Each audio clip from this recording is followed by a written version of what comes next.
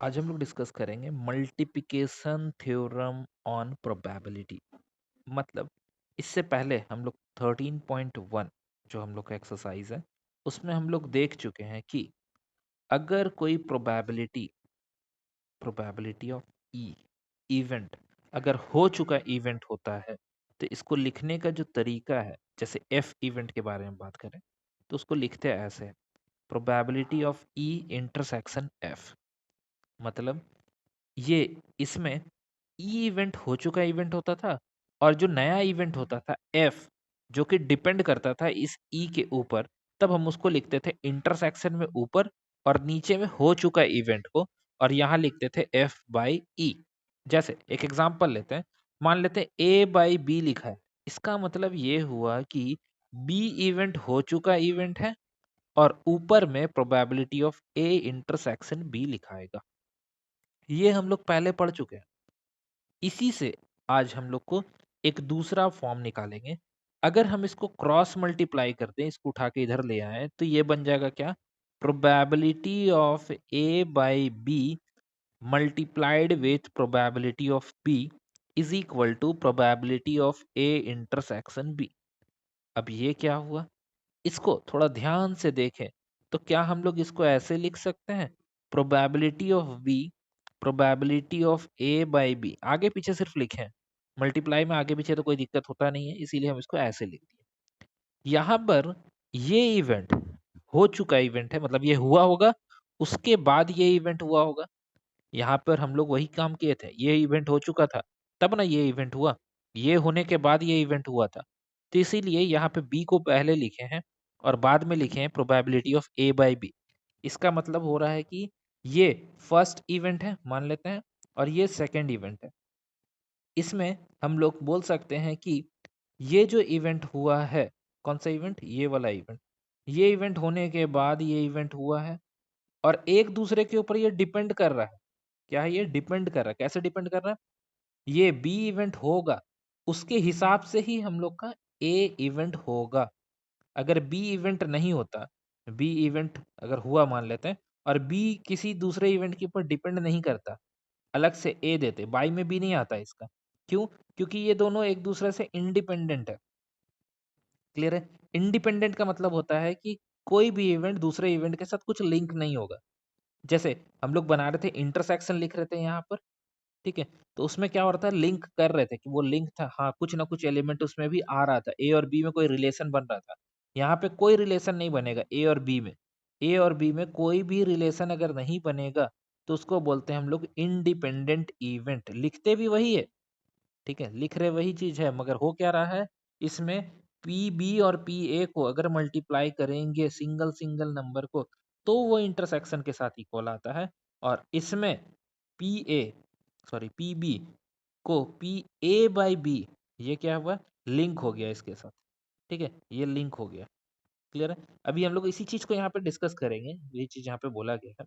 फिर से देखो, लिखा हुआ है P E by F is equal to P E intersection और एफ। अब रिजल्ट को इस तरह से फॉर्म में लिखा जा सकता है। क्या किया है? सिर्फ और सिर्फ इसको क्रॉस मल्टीप्लाई कर दिया इसके साथ, ये वाला चीज इधर आ गया, क्रॉस मल्टीप्लाई हो गया।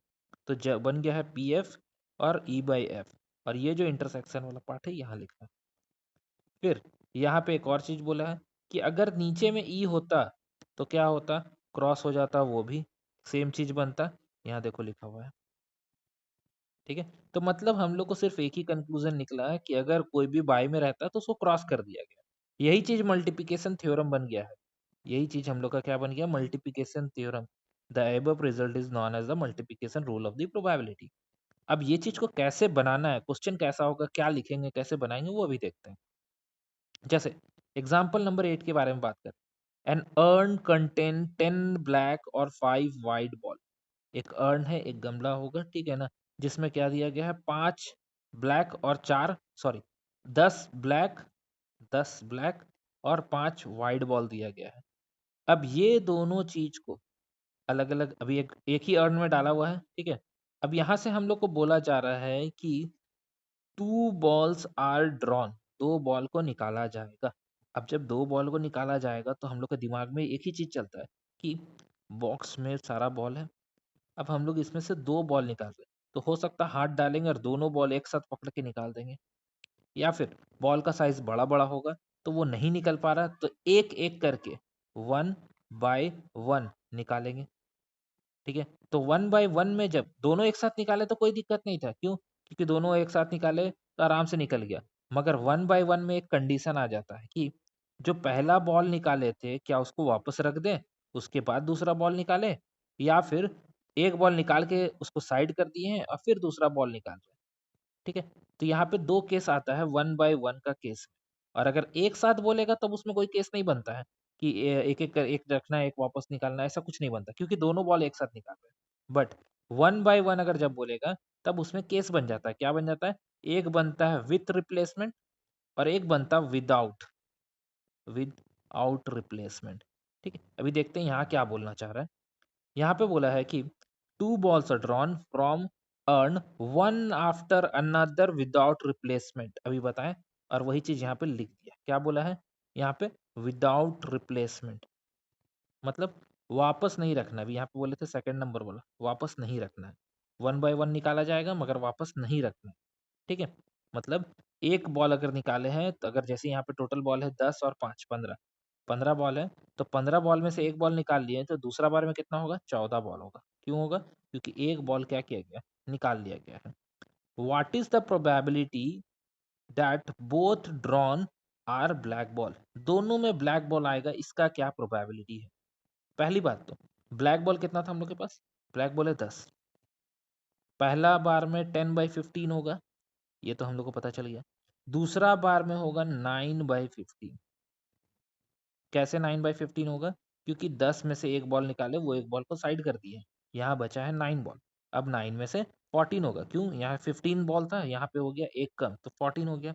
अब ध्यान दो कि ये बॉल जो निकाले हैं, ये सेकंड वाला जो इवेंट हो रहा है, यानी कि अगर नाम इसका दे दे ई, तो ये दूसरा पहला वाला इवेंट के साथ, अगर एफ पहला वाला का नाम था, तो उसके साथ डिपेंड कर रहा है। कैसे? ये 15 था, अब हो गया 14।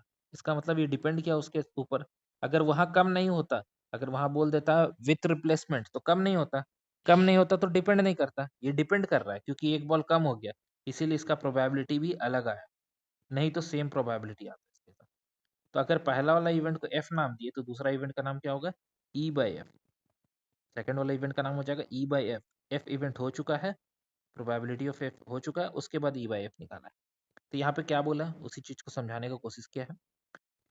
Late E and F denotes respectively the event of the first and second ball drawn are black. E को नाम दिया गया है, पहला वाला ई का नाम दिया हुआ फर्स्ट, सेकंड वाला को एफ।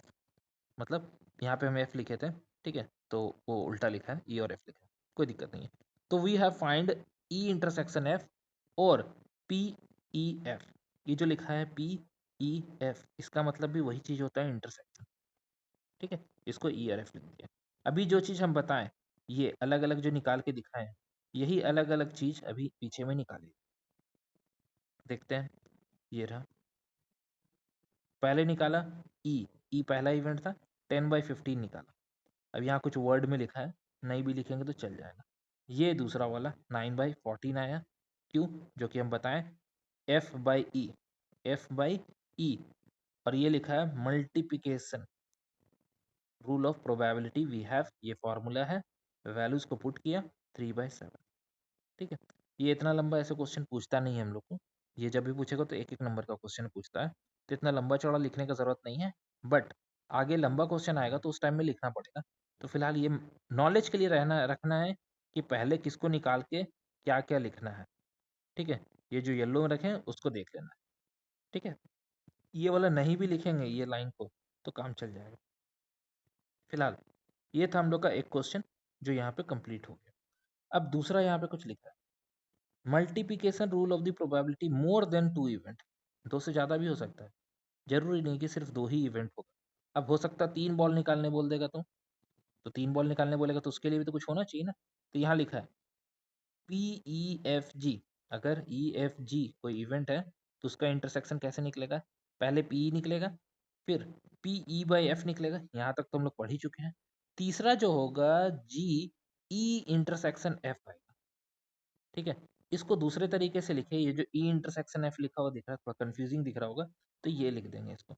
जैसे हम लोग इसको लिखे हैं ना एफ बाई ई, उसी तरह से जी बाई ई एफ हो जाएगा, क्योंकि ई एफ इवेंट हो चुका इवेंट होगा, ये हो चुका इवेंट होगा, इसीलिए ई एफ नाम दे दिया। पीछे लिखे थे ई इंटरसेक्शन एफ को क्या बोल सकते हैं, ई एफ भी बोल सकते हैं। तो वही चीज़ है, ई इंटरसेक्शन एफ नहीं लिख के क्या लिख देंगे हम लोग, ई एफ लिख देंगे। तो यहाँ पे ई एफ बन जाएगा। तो ये इवेंट पहला इवेंट हुआ, ये दूसरा इवेंट हुआ जो डिपेंड किया किसके ऊपर, ई के ऊपर, और ये तीसरा इवेंट जो इस पहले वाले इवेंट के साथ डिपेंड कर रहा है, वही लिखे हैं यहाँ पे ई बाई एफ। ठीक है, यहाँ पे स्लैश का साइन है, ऐसे ध्यान रखना है।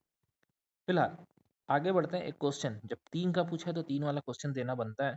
यहाँ 3 वाला क्वेश्चन दिया है, क्या लिखा है, example 3 cards are drawn successively, 3 card को निकालना सक्सेसिवली, ठीक है, विदाउट रिप्लेसमेंट। अब यहाँ पूछ रहा है विदाउट रिप्लेसमेंट मतलब वापस नहीं रखना है। जब वापस नहीं रखना इसका मतलब डिपेंड करेगा इवेंट पहला क्या हुआ था, तब ना कम होगा धीरे धीरे प्रोबेबिलिटी।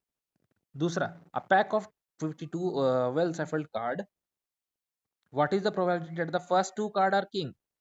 बोल रहा है पहला 2 कार्ड क्या होना चाहिए, किंग होना चाहिए। अब पहला 2 card king and the third card is S. पहला 2 कार्ड किंग, शॉर्टकट में समझे, पहला 2 कार्ड किंग, 2 कार्ड क्या होना चाहिए, 2 कार्ड किंग का होना चाहिए, 2 कार्ड किंग का और एक एस का थर्ड वाला में। तो अगर हम लोग शॉर्टकट समझे तो पहला 4/52 होगा, कैसे 4 किंग होता है तो 4/52 इंटू 4/52। अब क्या हुआ, एक किंग निकाल लिए, विदाउट रिप्लेसमेंट बोला था, विदाउट रिप्लेसमेंट बोला था, इसके लिए यहाँ पे 3/51 होगा। और एस, एस कितना होता है, 4 होता है, तो 4/50 होगा। कैसे 4/50 होगा, एक एक कार्ड नीचे कम हो गया क्योंकि डिपेंड कर रहा था। ये किंग के लिए है, ये भी किंग के लिए है, ये एस के लिए, एस 4 है ना, एस में तो कुछ कमी नहीं आया है, एस 4 का 4 ही रहेगा, कम ही हुआ है सिर्फ और सिर्फ किंग में। तो ये हम लोग का फाइनल आंसर होगा। अब इसी चीज को ये मिलेगा तुमको 1 नंबर का क्वेश्चन के लिए, तो तुमको बस इतना ही बनाना है, ऑब्जेक्टिव क्वेश्चन में रहेगा तो उसको सॉल्व कर देना है। इसको सॉल्व कर देंगे, ऑप्शन होगा, ऑप्शन में देख लेना क्या है। ठीक है, अब फिलहाल अगर ये क्वेश्चन मिल जाता है 3 नंबर का क्वेश्चन के लिए, तब बनाना पड़ेगा। क्या लिखेंगे, देखो, लेट के लिखा है, किंग के लिए के वर्ड यूज किया गया है और एस के लिए ए वर्ड यूज किया है। The event down drawn as clearly we have to find P K A. P for probability, probability K, sorry ये probability, ये पहला किंग, ये दूसरा किंग और ये तीसरा एस। अभी हम यहाँ पे 3 लिख के दिखाए थे ना, ये पहला वाला किंग, दूसरा वाला भी किंग और तीसरा वाला एस। इसी चीज को निकालने के लिए बोला है। पहले किंग का निकाला, अभी लिखे थे यहाँ पे ना 52, ये रहा पहला वाला 52। ठीक है, दूसरा वाला के लिए क्या बोला, 3/51। अब ये 3/51 कैसे हुआ, बोला एक किंग निकल गया है तो नंबर ऑफ कार्ड में कमी आ गया और नंबर ऑफ किंग्स में भी कमी आया है। कितना आया, 52 आ गया। ये 51 हो गया, 52 था 51 हो गया, ऊपर में 4 था तो नीचे 3 हो जाएगा। अब बोला है फिर दोबारा अगर थर्ड प्रोबेबिलिटी निकालते हैं तो एस आएगा, एस कितना होगा, 4 होगा, मगर जो नंबर 4 एसेस होगा, बट 50 कार्ड लेफ्ट है। लेफ्ट कितना है, यहाँ 51 हो चुका है ना, तो 50 ही कार्ड बचा, तो 50 कार्ड लेफ्ट है, तो आएगा इसका 4/50, 4/50। अब उसके बाद ये हम लोग का फाइनल फॉर्मूला, क्या, P इसमें एक नंबर मिलता है, ठीक है, ये फॉर्मूला लिखेंगे ना, इसमें एक नंबर मिल जाएगा तो, ठीक है, और सॉल्यूशन होगा तो उसमें एक नंबर, पूरा 2 नंबर हो गया। और अगर ऊपर का कुछ अच्छा खासा लिखा रहेगा तो टोटल 3 नंबर का क्वेश्चन आएगा, तो ये 3 का 3 मिल जाएगा। ठीक है, अगर ऊपर का लिख देंगे, एक नंबर वहाँ, फॉर्मूला लिख दिए, एक नंबर यहाँ, इस कैलकुलेशन में गड़बड़ हुआ तो यहाँ सिर्फ एक नंबर कटेगा, तो बाकी पूरा का पूरा नंबर मिल।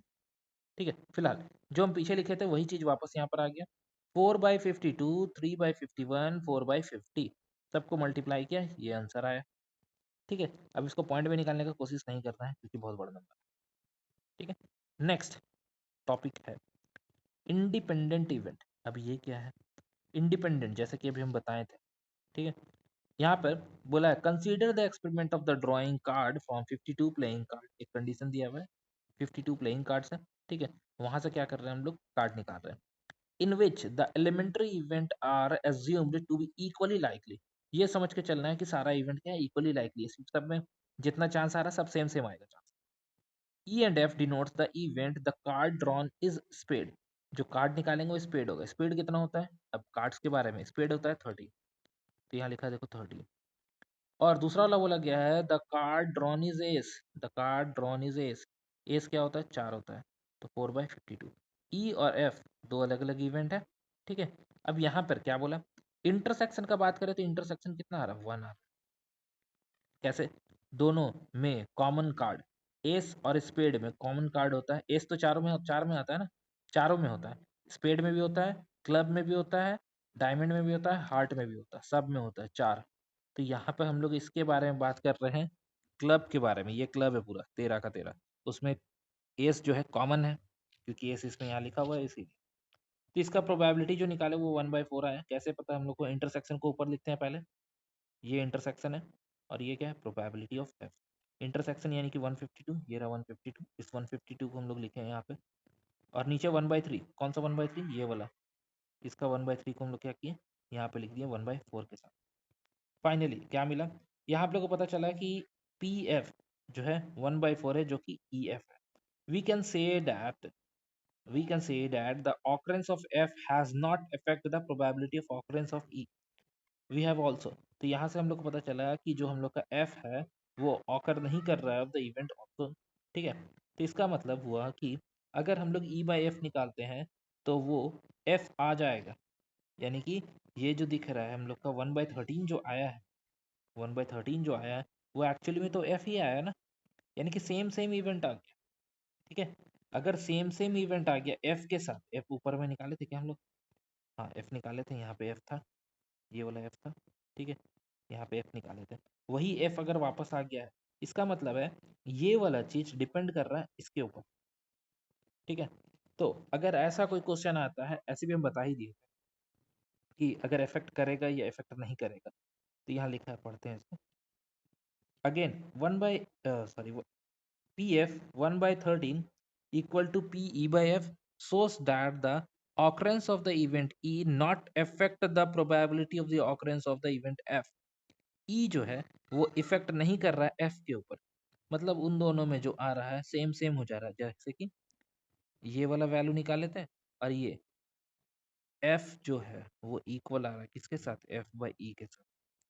अगर ऐसा हो रहा है यानी कि E दिख रहा है, पहले F इवेंट हो रहा था, वो E के ऊपर डिपेंड नहीं किया, अपने आप में ही आ गया सेम वैल्यू। ई का वैल्यू लेने पर भी कोई फर्क नहीं पड़ा, तब उस केस के लिए बात कर रहे हैं। तो यहाँ लिखा है अगर ऐसा कोई केस आता है जिसमें EF are 2 events such that the probability of the occurrence of one of them not affect the occurrence of the other, अगर एक दूसरे के ऊपर वो लोग कुछ इफेक्ट नहीं करता है, इफेक्ट नहीं करने का मतलब हो जाएगा कि वो उसके ऊपर कुछ दबाव नहीं डाल रहा है कि तुमको होना पड़ेगा, चेंज होना पड़ेगा, डिफरेंस आएगा, तो इस तरह का इवेंट को बोलते हैं इंडिपेंडेंट इवेंट। अभी एक लाइन और यहाँ लिखा होगा शायद, डेफिनेशन लिख के छोड़ा है यहाँ पे, चलो ठीक है डेफिनेशन में देख ले रहे हैं। यहाँ लिखा है देखो, ये वाला चीज E/F इक्वल टू एफ या फिर E/F इक्वल टू ई, अगर ऐसा कुछ आता है तो इसको बोला गया है हम लोग का definition, we need this multiplicative rules है, ये वाला लाइन, यही चीज हम समझाए थे। क्या समझाए थे, कि अगर ऐसा लिखा रहेगा तो आएगा ये, दिख रहा है यहाँ पर ये जो वैल्यू लिखा हुआ है P/F/E, वो घूम फिर के एफ आ, ठीक है, तो उसी को हम एफ लिखें। ई अपना अपनी जगह रखा हुआ है, ये भी अपना जगह है, बस हुआ क्या, ये पुराना वाला जो चीज था, ये F/E वो घूम के वापस एफ आ गया, इसीलिए, यानी कि ई और एफ अलग अलग चीज है, कोई एक दूसरे में लिंक नहीं है, तो उस तरह का चीज को बोल रहे हैं इंटरसेक्शन। तो यहाँ लिखा है क्या, कि ये जो ऊपर का इवेंट लिखा गया है उसको हम एक अलग तरीके से डिफाइन कर सकते हैं कि E and F are 2 events associated with the same random experiment. E and F are said to be independent. ये इंडिपेंडेंट कहलाएगा अगर E intersection F is equal to E into F। अगर ऐसा होता है तो ये क्या कहलाएगा, इंडिपेंडेंट। ये कंडीशन याद रखना है, अभी हम लोग इसको यूज करेंगे इंडिपेंडेंट के लिए। अगर नहीं आता है तो नहीं होगा, ठीक है, नहीं आता है तो नहीं होगा, लिख दिया यहाँ पे कि अगर नहीं आएगा तो नहीं होगा, ठीक है। अभी क्वेश्चन देखते हैं इसका। अच्छा यहाँ पे बोला है कि तीन तीन इवेंट भी एक साथ हो सकता है इंडिपेंडेंट, दिख रहा है, सब में इंटरसेक्शन लगा हुआ और यहाँ सब क्या है, सिंगल सिंगल सिंगल सिंगल। ये दो के बारे में बताया, ये दो के, ये दो के। अगर ये सिंगल सिंगल अलग अलग, ये इंडिपेंडेंट है, ये इंडिपेंडेंट है, ये इंडिपेंडेंट है, तो इन तीनों का कंक्लूजन निकला कि तीनों एक दूसरे से क्या रहेगा, इंडिपेंडेंट रहेगा। अगर अलग अलग निकाले हैं तो तीनों एक दूसरे से क्या होगा, इंडिपेंडेंट हो जाएगा। ठीक है, इसको ध्यान रखेंगे हम लोग। नेक्स्ट, एक क्वेश्चन यहाँ दिया है, देखते हैं क्या बोलना चाह रहा है। हम लोग को बोला है कि डाइस थ्रोन, एक डाइस को फेंका जा रहा है, if the probability of the event the number appears in a multiple of 3। एक इवेंट दिया है जिसमें क्या होना चाहिए, मल्टीपल ऑफ 3 होना चाहिए। F be the event of number appearing is even, और एक दूसरा है बोला है जिसमें क्या होगा, इवन नंबर होगा। तो पूछ रहा है find E and if F R independent, क्या ये इंडिपेंडेंट है? तो चेक कर लेते हैं। पहले सैंपल स्पेस तो 6 आता ही, हम लोग को पता ही है। ई कौन है, ई बोला गया था, क्या बोला था ई में, ई बोला गया था कि number appearing a multiple of 3। तो 3 का मल्टीपल क्या होता है, 3 और 6, और कुछ तो होता नहीं है। The number appearing is event, event कौन है, इवन नंबर 2, 4 और 6, दोनों में कुछ कॉमन आ गया, बस। कॉमन आया तो इसका मतलब क्या है, इंटरसेक्शन में आ जाएगा वही वैल्यू वापस। चेक करो, ई निकाले, एफ निकाले, ई इंटरसेक्शन एफ 1/6 आया। यही है ना प्रोबेबिलिटी इसका, इसका प्रोबेबिलिटी ये वाला हो गया, इसका प्रोबेबिलिटी ये हो गया। अब देखो मैच कर रहा है, इस दोनों को मल्टीप्लाई करेंगे तो ये आ रहा है, इसका मतलब ये क्या हुआ, इंडिपेंडेंट इवेंट। क्या बोले थे, इंटरसेक्शन में और इन दोनों का मल्टीप्लिकेशन में अगर सेम आता है तो वो हो जाएगा इंडिपेंडेंट इवेंट। ठीक है, और यही चीज अगर अलग आ जाता, मान लेते हैं कि ये जो प्रोबेबिलिटी निकाले इंटरसेक्शन एफ का, इसमें कुछ और आ जाता है 2/7 या कुछ भी आ जाता है, और जो मैच नहीं करता ई और एफ के साथ, तो फिर ये क्या हो जाता है, इंडिपेंडेंट इवेंट नहीं होता। जैसे हो सकता है कि इसके बाद वाला क्वेश्चन, इसके बाद वाला क्वेश्चन भी इंडिपेंडेंट इवेंट ही लिखा है। कोई ऐसा क्वेश्चन जो इंडिपेंडेंट नहीं है, जैसे 12 नंबर में क्या है, 12 नंबर, एग्जाम्पल नंबर 12 देख रहे हैं। 12 नंबर बोला गया 3 coins are toss simultaneously, 3 coin को फेंकेंगे regularly. Consider the event E, यहाँ नाम दिया ई। ई क्या है, 3 हेड्स और 3 टेल्स, या तो 3 हेड आएगा या तो 3 टेल आएगा। तो देखो ई के बारे में लिखा है 3 हेड 3 टेल, टोटल आउटकम ये है, ये 3 हेड 3 टेल का बात है। एफ क्या है, एटलीस्ट 2 हेड, एफ क्या है, एटलीस्ट 2 हेड। कम से कम 2 हेड का मतलब होता है 3 हेड भी हो सकता है, कम से कम का मतलब यही होता है। ठीक है, तो ये लिख दिया हम लोग। Next, G is the, G at most 2 head, G क्या है, एटमोस्ट 2 हेड है, नीचे दिया होगा जी एटमोस्ट 2 हेड, देख लेते हैं। जी एटमोस्ट 2 हेड मतलब ज़्यादा से ज़्यादा 2 हेड मिलेगा, तो ये रहा 2 हेड का। 2 हेड का मतलब होता है कि हेड नहीं भी होगा तो चल जाएगा। ठीक है, हेड होगा भी तो चलेगा, नहीं भी होगा तो चल जाएगा, मगर 2 से ज़्यादा नहीं होना चाहिए, एटलीस्ट। एटमोस्ट बोला है 2, मतलब ज़्यादा से ज़्यादा 2 ही लेना है। अब आते हैं क्वेश्चन पे, क्वेश्चन क्या बोलना चाह रहा था। क्वेश्चन लिखा है कि ऑफ पेयर्स, पहले ई एफ को पकड़ना है, फिर ई जी को पकड़ना है, फिर एफ जी को पकड़ना है, और चेक करना है कि ये इंडिपेंडेंट है, ये डिपेंडेंट है। डिपेंडेंट का मतलब वही हुआ, इंडिपेंडेंट नहीं होगा। ठीक है, पेयर याद रखेंगे कौन कौन सा बोला, ई एफ, एफ जी और ई जी, मतलब सबका आपस में बोल दिया है। ठीक है, यहाँ निकालते हैं क्या क्या नाम बोला था हम लोग को, ई एफ, एफ जी और जी एफ, जी ई, ये 3 नाम था। ठीक है, तीनों को एक एक बार चेक करेंगे। पहले सबका इंटरसेक्शन निकालो, ई और एफ का इंटरसेक्शन निकाले, ई और जी का इंटरसेक्शन निकालें, एफ और जी का इंटरसेक्शन निकाल दिए, क्योंकि हम लोग को पता है जरूरत तो होना ही है। पहले ई के बारे में बात करें, ई आया 1/4। कैसे आया 1/4, ऊपर में हम लोग का सैम जो फेवरेबल है और नीचे sample, favourable sample, favourable sample लिख लिए। इंटरसेक्शन भी सबका अलग अलग निकाल दिए, ये रहा पहला वाला का, ये दूसरा वाला का, ये तीसरा वाला। अब आया चेक करने का पारी। पहले ई और एफ को मल्टीप्लाई किए, सॉल्व किए 1/8, ई जी को किए 7/32, एफ जी को किए 7/60। अब चेक कर रहे कि क्या ये जो वैल्यूज आ रहा है ये मैच कर रहा है। पहले अगर हम लोग बात करें ई और एफ के बारे में, ई एफ कहाँ है, ये रहा ई एफ, ये कितना आया 1/8, और उसका ई एफ का देखो 1/8 है।